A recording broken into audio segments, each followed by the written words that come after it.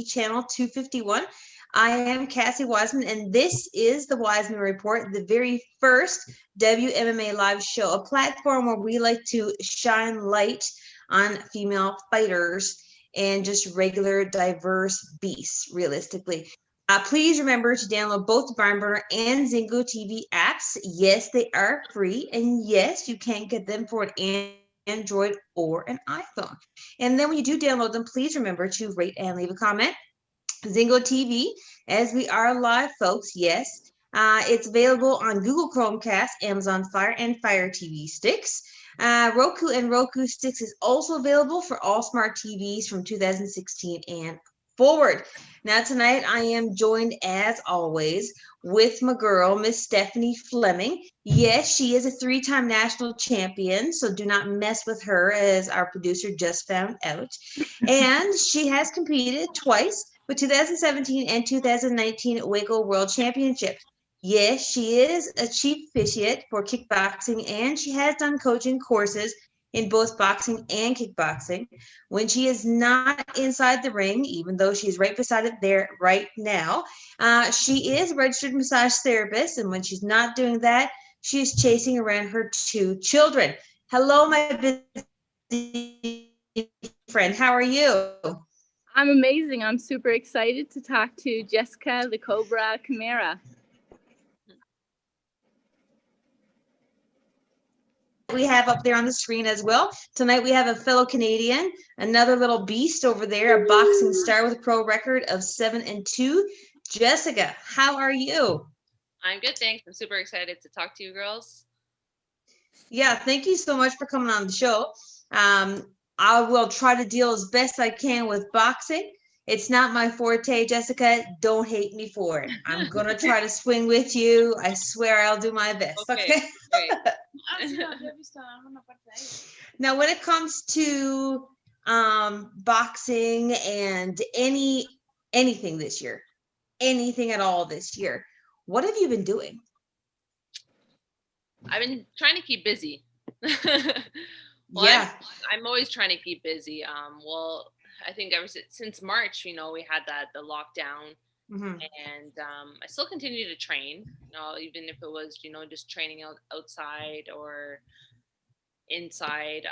My wife is actually a boxer too, so we were able to train together.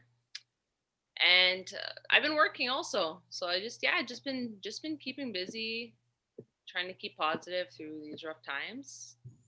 There hasn't been any. It's a little bit more challenging this year than normal. Schedule, yes. So I'm just trying to, stay ready, even if I have a call for a fight. Mm-hmm. Now, just for those who don't know, where are you right now? I'm in Montreal, Quebec. And what is the COVID situation there right now? Well, right now we're in red zone, so we're pretty much in lockdown. Restaurants are closed, gyms are closed. I'm still able to get to the boxing gym because we're considered like a studio, so I can still do my workouts there. But yeah, other than that, I mean, everything else is pretty much on lockdown. Our Christmas is canceled, so that's a little bit of a bummer. But actually, sorry. I said, I think everyone needs an uplifting story these days. And you mentioned your wife. I'm wondering if you can talk a little bit about your love at first fight kind of thing you guys had going on. Yes. Actually, I love that thing on Instagram. I saw how everyone is doing this thing, how it started and where we are now. And then I saw your guys' Instagram thing. It's super cute.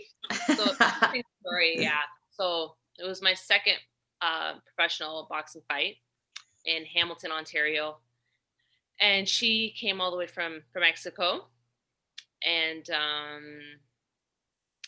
so we had our face-to-face. We actually had a pre-fight press conference the night before, and we had a face-to-face, and there was just a connection there. But obviously we're focused on the fight, so it was business first. There are actually a couple guys that are around me oh, she's good looking, I'm gonna actually no, I don't think she's into your type, But after the fight, they actually had found out, like, you know, she is interested into women, and actually didn't speak to her after the fight. Actually, we got in touch through Facebook weeks after the fight, and we just started talking through Messenger. Who reached out to who? Who was the first mover? Come on now, Jessica. It was me. Love it. Love it.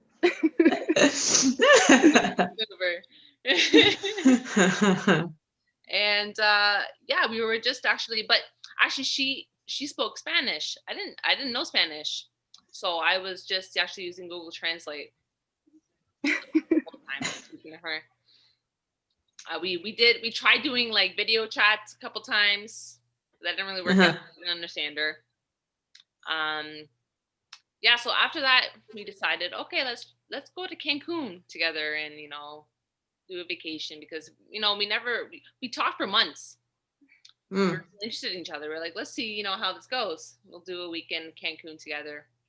And it was the same thing. I barely spoke Spanish, but I was using my Google Translate, and slowly I got to learn how to speak somewhat Spanish. And yeah, we just hit it off. And then from there, she came down to Montreal for a couple weeks. I brought her down to Ontario to meet my family, and yeah, it just grew from there. And then she ended up staying here for a few months. I proposed to her. Got married. So sweet. It must be amazing to have her as a training partner. Hey! And there's wifey, yes. I'm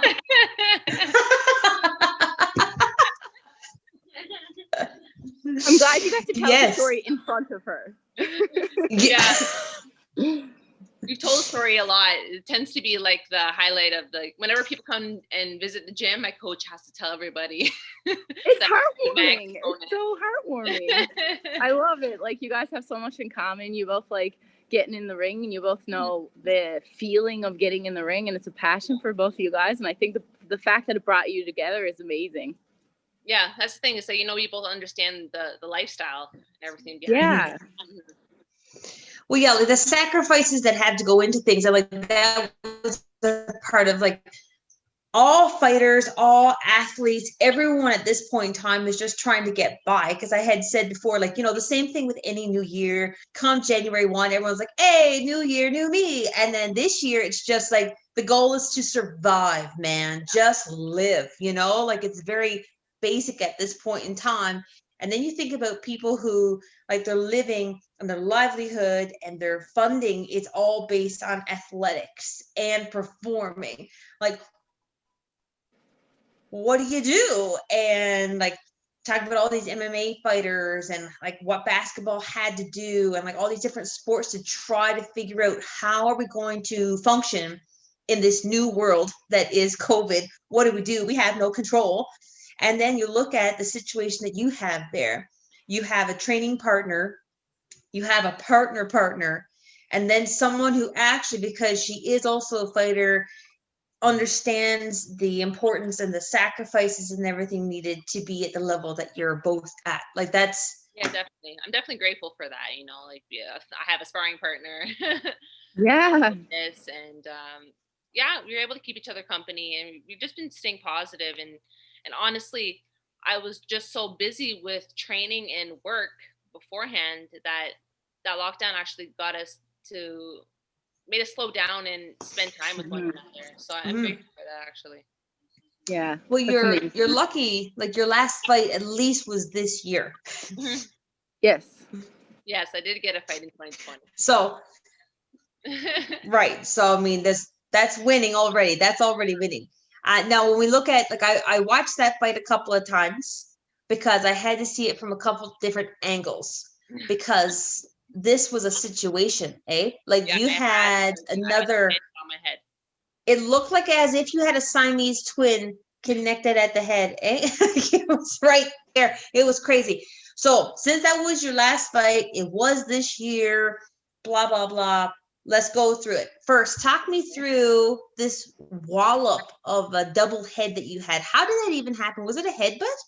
Yeah, it was a headbutt. We were both coming in for a punch, and our heads just collided. You can actually see in the video. It was at a far distance. The video didn't see from up close. Right. But yeah, you can see where it happened, and then right after that, we were in the clinch, and then when we separated, you could just see the swelling, and that happened around 1. So yes. Yeah. It just grew. Now I could definitely feel it. And in the fight, it's like you don't really realize what's going on, and when it happened, it was like, damn, she is hard. Yeah. But when I went back to the corner, I heard the ref saying, it's an accidental headbutt. My coach was saying, they're probably going to stop this fight soon, so make sure you're ahead on the scorecards. And I didn't realize how bad it was. Like I knew something was there for sure, because when I was getting hit with punches or when we were in clinch, I could feel there was something raw. Yeah. There. And mind you, before that, I had only ever fought in 6 rounds. So this is my first championship fight. And yes. I had to fight 10 rounds. And we didn't think, honestly, that the fight was gonna. We thought it was gonna be stopped before the 10th round because the swelling was so bad. But I went the distance. I honestly wasn't thinking so much about it. I think it looked way worse on the outside, but you have the adrenaline rush, and you're just so focused on, the final outcome. And I had a title that I had that I was going to win, right? So that was my main focus, was to get through the fight, and I wanted to walk away with that belt, which I fell short, but just overall the experience and fighting through something like that was just an overall good experience to go through, and it was good exposure for myself as a boxer as well. Jessica, when I watched, sorry, Cass, when I watched that fight, I was brought back to your pro debut, and I know in that fight you also had an injured right hand. You were using it a lot. You were going jab and then slip and then hitting her with that like solid cross, and I guess you injured it along the way. Yeah, but I have a permanent scar there. Whoa. Cass, cool. Permanent scar. That's awesome. Actually, in the first round, I threw. Yeah. I think I must have threw a punch that landed on top of my opponent's head. Yep. But I felt it right from there, and then I was still throwing the right hand. But as the fight went on, every time I threw it, it hurt, and I had to give it some time to recover. But I was just trying to use my left, jabbing, throwing hooks. Yeah. I'm using my movement, and I was successful in that fight. Yes. But I hadn't fought in about, it was like 2 years, going on 2 years, and then I had my pro debut. So, I mean, that was huge, but it was more mental for me. I honestly didn't say anything to my coach until the final round, where he had said, "Jess, throw your hand more," and I'm like, I think it's fucked. I think I messed up my right hand. the wrap and everything out of it, it just swelled completely up. And it was a few days until we could do x-rays because the swelling was so bad. And yeah, it was a bad break. I had surgery on it. I was on a cast. The rehab was about 6 months. Yeah. It's brutal, but so it what also, was the injury that you had? Sorry, Steph. What was the injury that you actually had to your hand? Well, the middle bone here, I don't know how to explain it, but it was like cracked and moved over here. Okay. Yeah. So they had to reset? Yeah, so they had to, it was so far apart that they had to actually do surgery. It couldn't be done by itself. But they had to, cut my hand open, put some pins, and leave the pins in there for 6 weeks, 5-6 weeks, something like that. Wow. And I had to go back to get the pins out. That's how we know that you're super tough, though, because after watching that post-fight interview and seeing that fight and seeing how you came out with the win, and then seeing the next fight, And people and the commentators were saying like her corner knows that she's good for it, knows that she can continue to go on. Yeah, because they've seen you fight literally with like a messed up hand. You know what I mean? Like that's what you guys do. You're professional boxers. You push yourselves to the limit, and injuries do happen, but your corner is there to keep you safe, and that's and they judge whether or not that you can keep going, and they obviously knew that you were good to continue with that hematoma. Yeah, 100%. You know, I had all my trust in my coach, and going into the fight, that's all I go in there relaxed, and I just listen to whatever my coach has to say, and I just, you know, do everything I've been practicing and training, and I just listen to whatever my coach has to say, and I just go in there and I do it, and I perform. Yeah, like your flow, regardless of like the fact that the hematoma really started in the first round, and then like you saw St. Phil, like she was just targeting that thing hard. Like every time she threw something at you, like she was purposely going after that thing, like it was target practice. But you never did slow down, like your pace, your step, like how you were moving, everything was so fluid. So if it wasn't for like the actual cosmetic look of it, you would have never ever known that there was anything done to you at all. You were still ducking and weaving, you were still doing your thing, you were doing like nothing ever changed. And like when I saw the size of it, like this thing was growing by the second, I was like, oh man, if that thing busts, like it's just gonna be ridiculous. It's gonna be like Dr. Pimple Popper, like exploding this thing, right? But you were still going like a savage, like nothing was happening, right? All the commentators were losing their mind talking about how big this thing was, and you're like, hey, it's just a regular day, right? Like 10 rounds, I could not believe it. I didn't see how bad it was. And then after the fight, they put this wrap on my head. So I didn't look at myself in the mirror. But then the day after I seen these pictures, I'm like, wow, it was bad. It was catastrophic. My coach said, honestly, the pictures don't even do justice. But honestly, after I took this thing off my head, and the day after there was swelling, and then 2 days after, both of my eyes were completely shut. And I immediately went to the hospital, and they kept me overnight just to be safe, because there was obviously so much swelling in my face. But that's by far the most serious injury I've had to face in my career. So when it comes to that kind of thing, what was like when you watch the fights back and you look at these things to learn and grow, and because of COVID, we've all been watching everything. So we got nothing to do but time here right now. So when you look at these fights, like win or lose, what's some of the stuff that you look at specifically to evolve and to get better? So that fight specifically, when Melissa St. Phil had come on the inside, she tended to lean forward with her head a little bit. And that obviously I knew that my head was bad, and I was just cautious of, you know, her not banging her head against my head again. And I wasn't pushing, and I was just trying to get out of there, but I could have dealt with that situation a little bit better and, you know, fought my way out of the clinch. And also in that fight, I was chasing her a little bit too much, where I could have cut the ring a little bit better. Yeah.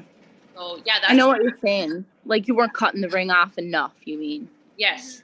Yeah. She was running where I could have actually, like, you know, cut the ring a little bit better and placed my punches. Yeah. But I thought you looked great. I mean, and she's a seasoned fighter as well. She's fought a lot of amazing people, and I thought you looked amazing the whole time. I'd love to see a rematch for that fight. Yeah, I don't know if it would happen. Well, now that I've actually just signed with her management team. Oh, really? That fight, I actually signed with her management team, Team Empire. Yeah, so awesome. There's other plans. I actually had just been offered a fight a few weeks ago. It didn't go through, but it's gonna happen soon. Like something big is gonna happen soon. I can feel it, and I'm in the gym and I'm getting ready, and I feel like I'm just hoping that 2021, you know, pans off. And I said 2020 was going to be my year, but I just hope that 2021 is going to take a turn for the best. I think 2020, the world just needed a break, and it just decided to give us a huge pause, one with which we could not control, and we're all forced to just deal with whatever comes our way. I mean, I think one of the positive things about it is you learn to appreciate some stuff, like being able to see family and friends and stuff like this. Like we all have family and friends that we can't see right now because of lockdown, because of red zones in different countries and travel restrictions and all of such things. So yeah, no, it's been, I think it's more of a year to reflect and be grateful for a load of things. Yeah, 100%. I agree. Jessica. So what? Go ahead, Steph. So as a child, you talked about how you lost your godmother and like the grief of that sort of started your career in boxing. Can you tell us a little bit about like how everything began for you? Yes. So growing up, I was always with my godmother. I was with her during summer holidays. I was with her on the weekends. I was always with her. I had like a mother-daughter relationship with her. And she fell ill with cancer. And she passed away when I was 17. Now when she was ill, you knew it was coming. And honestly, my fear when I was a child was losing her, because she was always somebody I went to, when I had problems with my parents. I didn't really have a good relationship with my mother growing up when I was a child. So I always ran to her. And she was always there for me, along with her two daughters. So when I lost her, it was huge, because I was never able to talk to my parents. I didn't have a good relationship with my mother, especially growing up. And then when I lost her, I just got really angry. I just had all these emotions inside of me. And actually, when I was in high school, I got into a fight with somebody. I just let all my emotions out, and I got into a fist fight. I actually got expelled from my high school, and I got charged as a minor. Wow. And then while all that happened, I just lost my godmother. I got expelled, and I grew up with two older brothers that were always into trouble. And I always promised my godmother, I'm not going to get into trouble. I promise you. And then she passed away, and then all this stuff happened, and it was just like everything just hit me. And I just reflected to myself, and I said, okay, I got to get myself out of this, and I always just used my godmother as motivation. I wanted to make her proud, and that just really fed off of me, but I still had all this emotion inside of me. So I thought, I'm gonna turn to fitness. So I actually just started I lived beside a track. So I would go out and run, and my cardio was horrible at first. I couldn't even finish a lap around the track. So I'm like, you know what? I'm just going to go out every day and just run a little bit longer.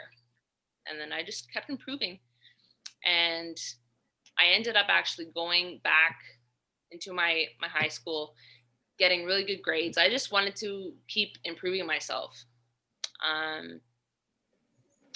And I got actually accepted to Police Foundations program in high school.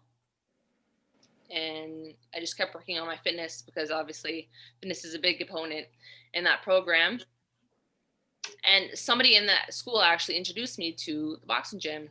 It was actually Sid Vanderpool's gym in Kitchener. I went to school in Kitchener, Ontario. And I did a fitness boxing class.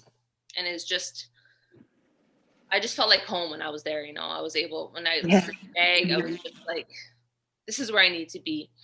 And apart from that, one of my favorite movies was $1 Million Baby. Yes. Oh my God, me too. Yes. So being in there, it was just, I felt like, this is where I need to be. And I felt so great leaving the gym that day, and I just kept going back. But my boxing skills was horrible. Like, I was not a natural at all. But I just set goals for myself. I'm just going to work harder than everybody. I'm going to come in there early every day. I'm going to be the last one to leave. I'm going to be the hardest worker in the gym. And that's what I did. And within a year I was competing, and I just set goals for myself every time, and I just kept improving. So the death of my godmother was just like a rebirth of myself. It's, you know, where I found myself, and, you know, although I lost her, I felt like I found myself through everything. Yeah. Oh, you're giving me like cold shivers right now. Yeah. Like, I love your story so much. Yeah, thank you for sharing that story. That's very motivational. Thank you very much for that. Welcome. So like what would be something that, like, when you think about other people going through situations similar, different, whatever, what's something that, like, you want your life and your example and your story to be for other people? Well, I look especially at, you know, younger kids going through things like not having the, you know, the proper upbringing, you know, maybe to have, you know, the parents that are addicted to drugs, or they have abusive parents, and they're brought up in that kind of environment, and they don't, you know, they just kind of, they don't see the light at the end of the tunnel. You know, they just feel like, you know, this is how life is supposed to be.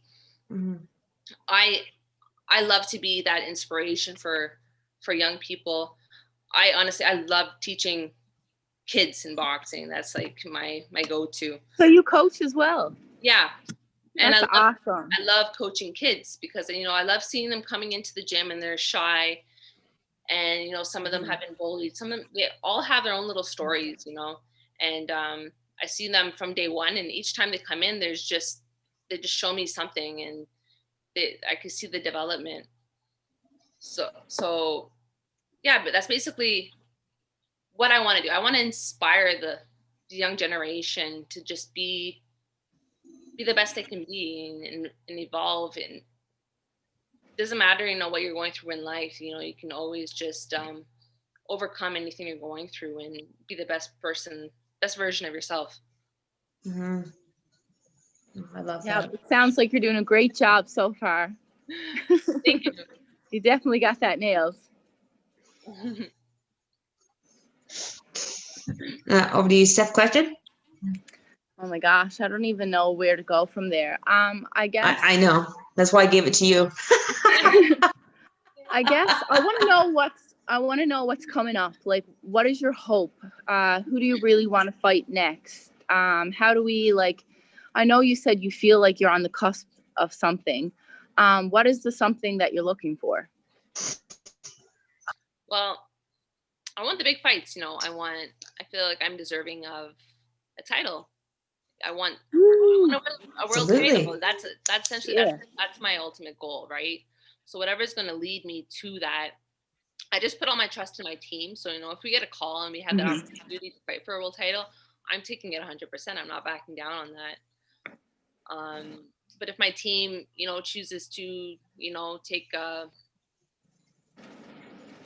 upcoming fight just to get me to that spot, I just listen to whatever my team has, or whatever they tell me what to do, whatever their opinion is. I just go. Well, they have your back, and they definitely, I'm sure, have a plan in place for you, you know, and they're putting you up the ladder as quick as I'm sure they can, and the opportunities come forward. So I really hope that, like, some good fights come up for you soon, because I know I would love to see you get in the ring again. Thank you. I hope it comes soon. Me too. Well, considering you just fought for the title, wouldn't you still be, like, right there, like, just maybe one fight off of doing it again? Yeah, I'm definitely, I'm in the rankings. But I mean, right now, especially with COVID, there's not so much happening. Yeah. So, and the fights that are happening are like, you know, Top Rank, Eddie Hearn's girls, those type of fights. And if those opportunities come, for sure I'll take it, you know. But yeah, right now it's just kind of a waiting game, you know, just waiting to hear that phone call. I just hope that, 2021 things start to change. There's not much happening for boxing here in Canada. So, but you never know. I mean, yes, it is COVID time, but like you're in the gym, you're training. So if something happens and one fighter has to pull out, maybe that's like your shot. You know what I mean? Because you'll always be ready. And if they call you up, woohoo! Okay, I got fast tracked. I got another shot, and I'm ready. Exactly. We're just hoping to, have the opportunities. So we're just staying ready. And like I said, it's gonna happen sooner or later. I'm just staying ready for when it does happen. How did it come about? How did it come about that you signed with Melissa St. Ville's management team? How did this come about? Well, Team Empire, which is run by Ryan Cohen, he's been watching me for a while now, and we've kind of communicated, but I was with a different management team.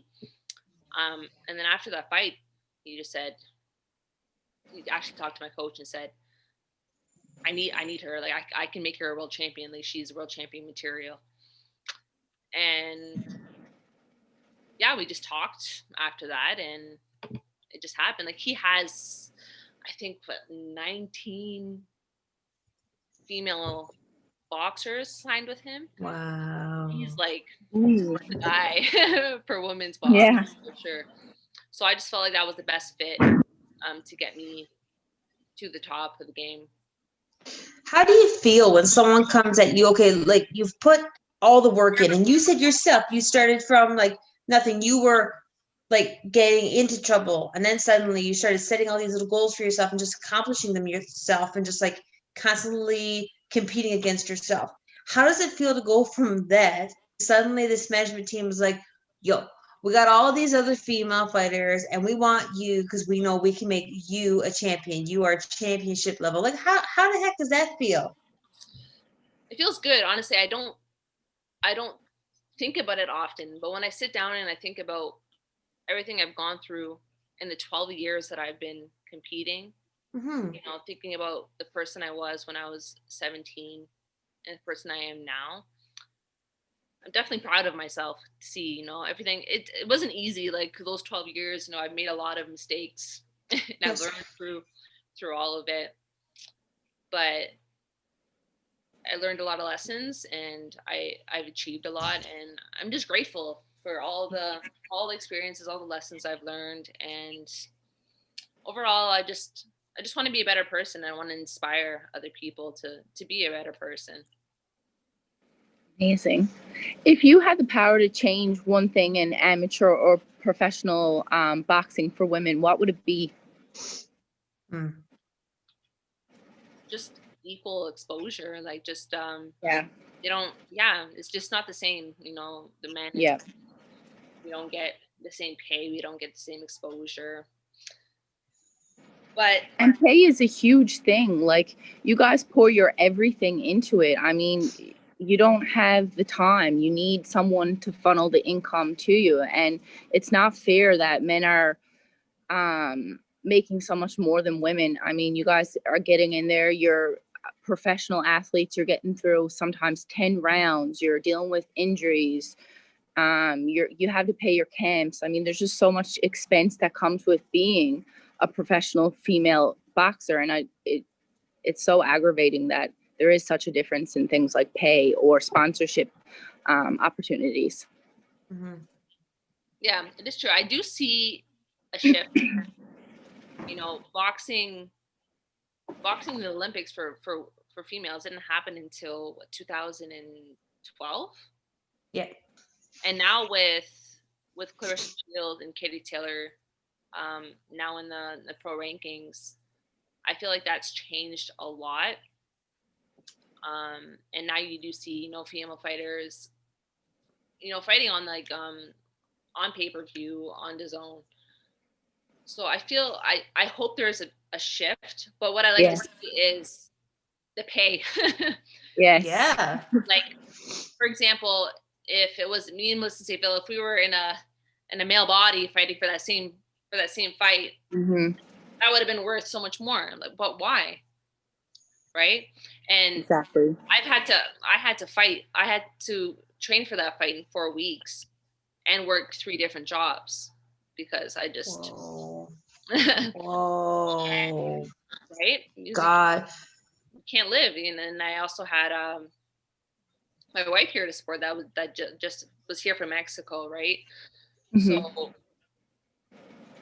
it's hard to train for a world championship fight, and I'm working night shift at a nightclub, and then going from a night shift to nightclub to working day shift.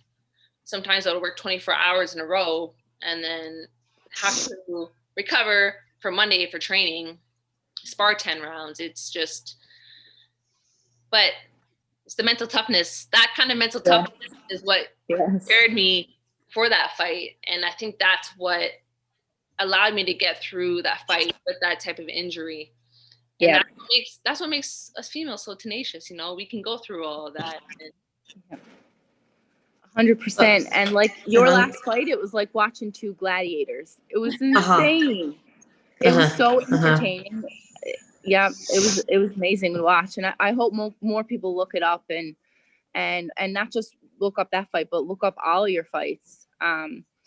More fans, more exposure, like you said, and more opportunities coming your way, and hopefully for some more chingle.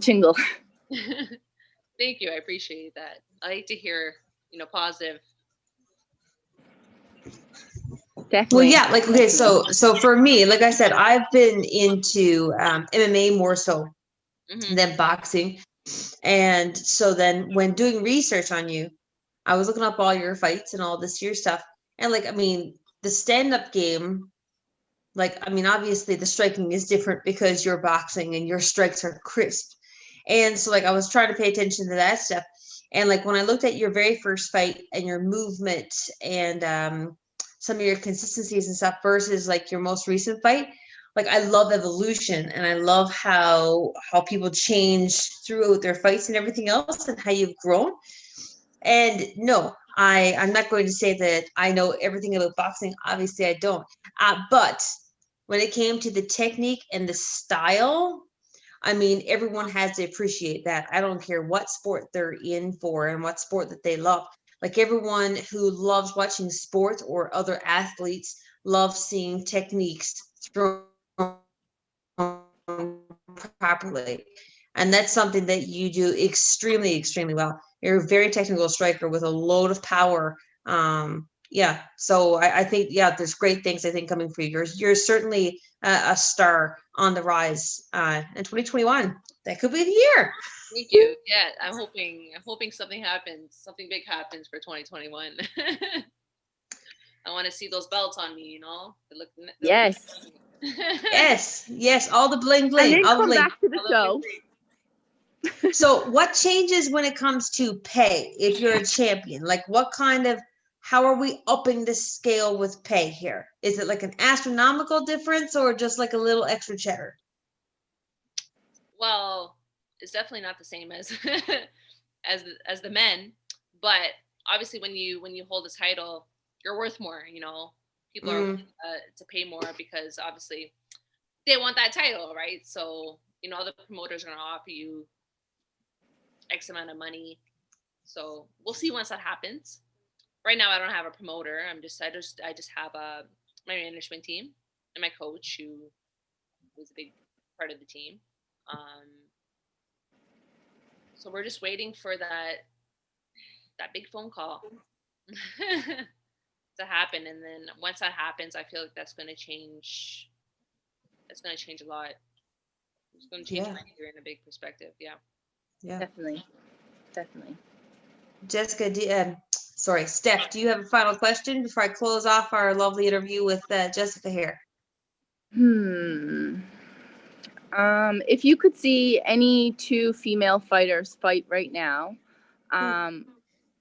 who would it be and why? Well, one fight that I was really, really excited to see was Katie Taylor and Amanda Serrano. That would be a good one. I gotta agree with you there. I love watching Amanda Serrano. She's just overall, like, I feel like technical boxer. She's slick. She can move. She can bang. Mm-hmm. And I just like to see what she can do against Katie Taylor. Because I feel like Katie Taylor is like top of the top right now. Yes. So yeah, that's just one of the fights I would definitely. I hope it does happen. That's one fight I would love to see. I think you would be an awesome commentator for that. Maybe that could be like your side hustle. And then you wouldn't need 3 jobs. But yeah, will they pay me enough? Yeah, somebody give her some money to do cool things that she likes. Well, yes, and especially once you got the belt, they're like, "Whoa, she's the champ, and she's over there commentating." Yeah, you gotta give me the dollar bills, you know. Yes. Yeah. Yes. Well, folks, for those who have not watched any of her fights, I can speak from experience and say you can find them on YouTube. So go look it up. So then you're prepared for when she has her upcoming fight, whenever that may be. You too will be prepared, just like she is preparing for her next one. You will be preparing for whatever she's going to throw down. If you've seen some of the slugs she's been through, yes, check that out. You're going to see that she's an absolute beast, and whoever climbs in the ring with her again, it's going to be nasty. So please stay tuned.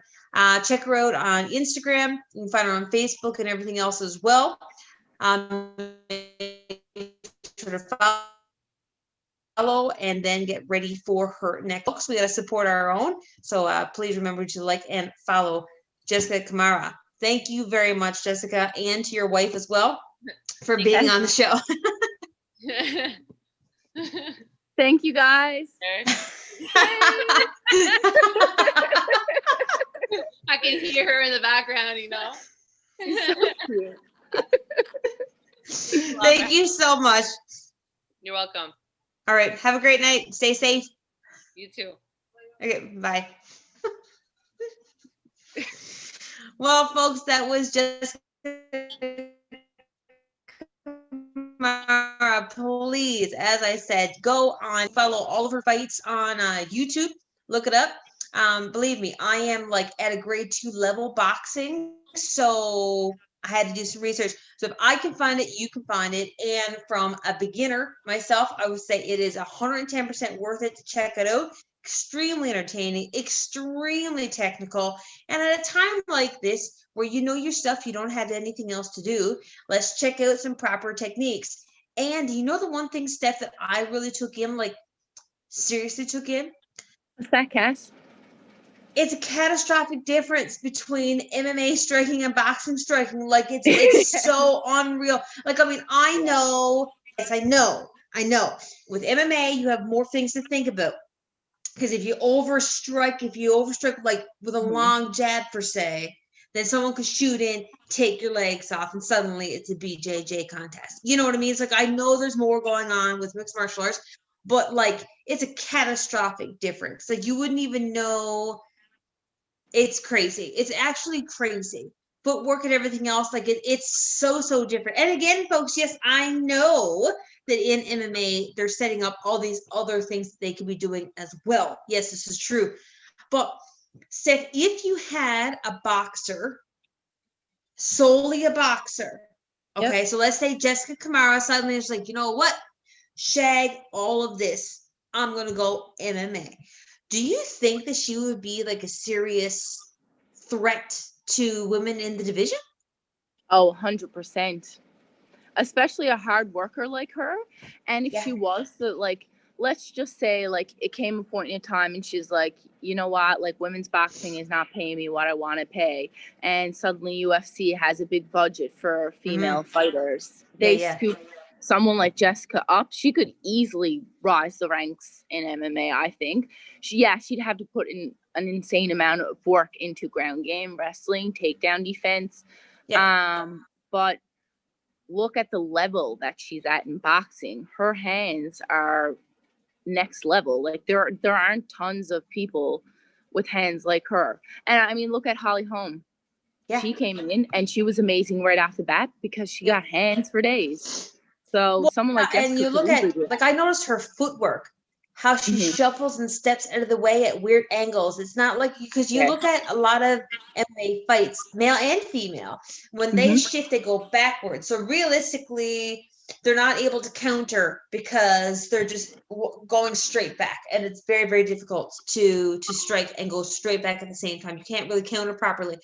But the way Jessica moves from side to side, quick little side steps and everything else too, like it would position her for counter strikes right off the hop in any of the fights there. I was quite fascinated with her striking ability and technique, honestly. And like, look at how young she is. She's not even close to her peak. You know what's crazy is she started when she was 19 years old, and look how good she is already. Like, she's made to be. She's competing after a year. Competing after a year. Not only is she Canadian and a hard worker, but she's an up and coming star, folks. So yes, go follow her. Huge things coming Jessica Kamaro's way for sure. And yes, of course, we'll be here to capture all of it. So go follow. Now, we gotta go over the predictions that we did for the fight previously. For Ashley Evans Smith versus Dumont. Did you see that fight? Yeah, it was pretty good. I was astonished by Dumont. What the heck? Her power, really. She had great, great power. And it seemed like she didn't really care about Ashley Evans Smith experiences. I know. She didn't care. It was like she was in the octagon with Betty Crocker herself. Like, she didn't care about who Ashley Evans Smith has fought before. She didn't care about her experience, her takedown. She didn't care. She seriously gave no cares at all and just went in there and did whatever the heck she wanted to do. Oh, 100%. She came out with a unanimous win for a reason. Like, yeah. She gave her all, definitely. Her grappling, her power, her striking, it was like, Ashley Evans, who? That's what she was like. She impressed me. Yeah, for sure. Definitely. Like, I thought Ashley, because of her experience and the caliber of female fighters that she has fought, I was like, yo, Ashley's going to be able to dial in some previous experience here and, you know, show versatility and stuff because of the level of competition she's had and stuff. And, you know, welcome Dumont to the big leagues. That's what I thought was going to happen. And nope, not even close to that. I was astonished that Dumont gave no cares at all. None. Yeah, I mean, I had Ashley favored to win for sure. Like, I was shocked and amazed, and I liked every second of it.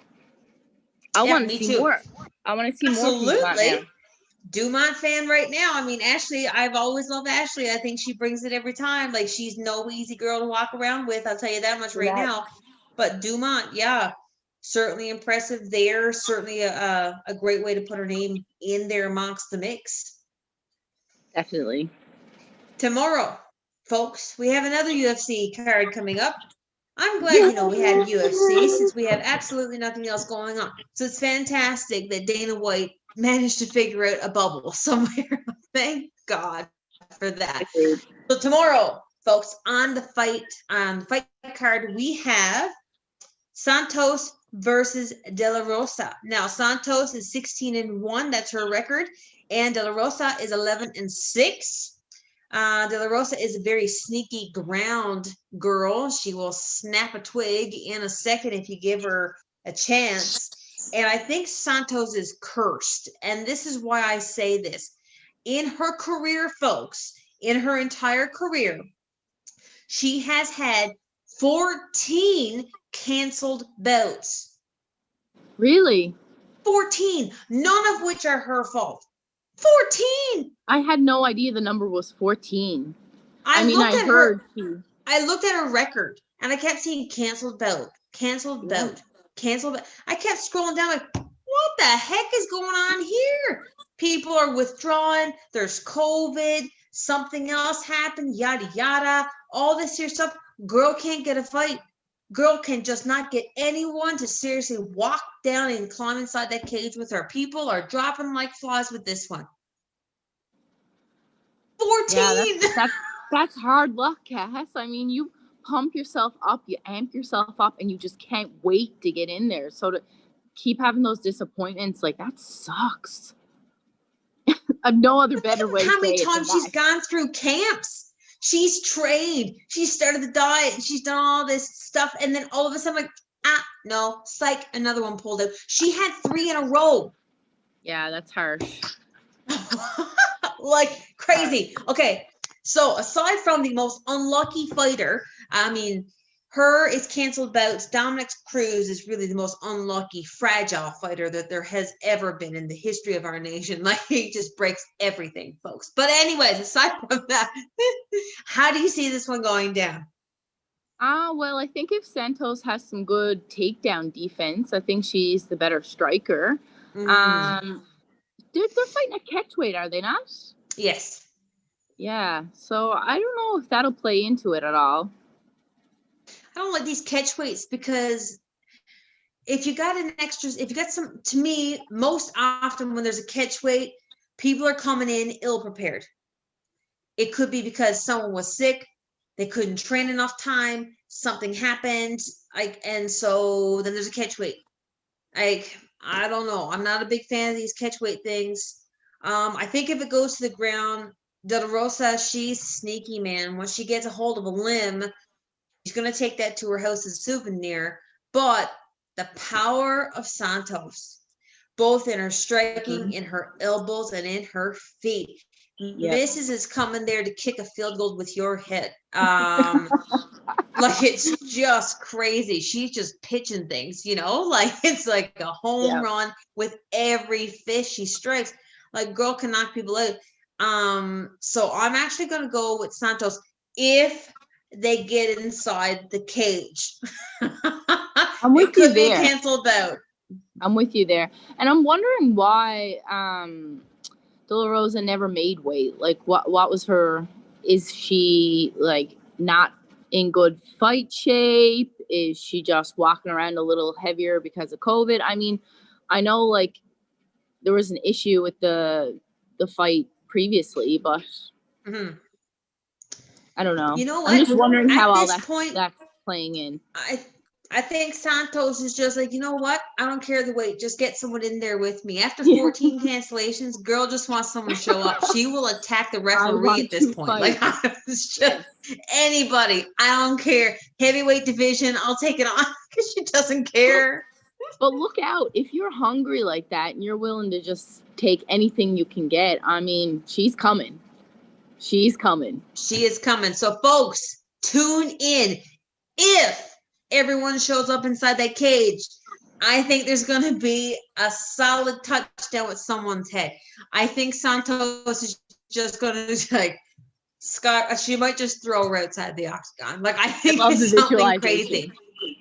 It's going to be nuts, man. So, like, tune into tomorrow's fights. Don't forget to go on Instagram right now and follow Jessica Kamara. She's an up-and-comer. She's going to do huge things. Remember that if you have any questions, comments, any guest ideas, suggestions that you want, please write us at thewisemanreport@gmail.com. You can also check out our Facebook and Twitter and Instagram. Yes, this show can also be heard on the Barn Burner Radio Network and on its 122 platforms. The H.E.R Network is part of the Barn Burner Network, Inc. So please check out barnburner.ca for all of your news and programming. Barn Burner, watch it, read it, download it, live it. Good night, folks. Thanks, Steph. Night, Cass.